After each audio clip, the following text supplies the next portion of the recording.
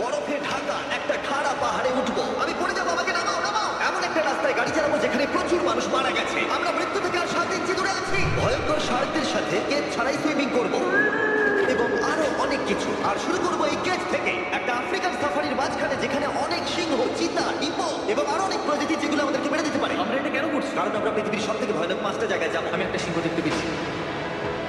ও মাই god, এটা আমরা কেন করছি? আর যাতে সিংহরা আমাদের কাছাকাছি আসে তাই আমি অনেক মাংস এনেছি।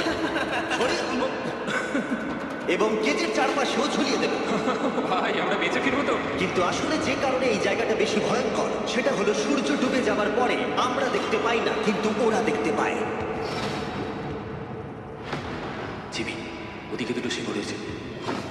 এই শব্দটা তো ঘন্টারের মতো লাগছে। না, এটা বিশাল ভাই। সবকিছু রাতে বেরোয় কেন? ভাই, আমাদের সিংহরা পুরো ঘিরে ধরেছে। আমাদের থেকে মাত্র 20 ফুট দূরে রয়েছে না। সিংহগুলো আমাদের চারপাশে ঘুরেই যাচ্ছিল। আমরা হয়তো এই ভিডিওটা করতে গিয়ে মারাই যাবো। আর এটা তো সবে শুরু, কারণ এই ভিডিওতে পরের জায়গাগুলো আগের জায়গার থেকে আরো অনেক বেশি ভয়ানক হতে চলেছে। শেষে থাকবে এমন একটা দ্বীপ যেটা সম্পূর্ণ বিষাক্ত সাপে ভরা। আর এবার আমরা আইস ক্লাইম্ব করবো একটা বিশাল ভয়ানক ঠান্ডায় জমে যাওয়া জলপ্রপাত। এখান থেকে ফিরে আসার কোনো উপায় নেই। এই দুটোর মধ্যে যে কোনো একটা পথ দিয়ে এই বিশাল খাড়া পাহাড়ে উঠতে হবে এই ব্লেডেড বুটস আর এই আইস পিক্সের সাহায্যে। আমার জীবনে করা এটা সব থেকে ভয়ানক জিনিস। আমার জন্য প্রার্থনা করো। জিমি, তুমি চাও আমরা এই পাহাড়টা চড়ে উপরে উঠি?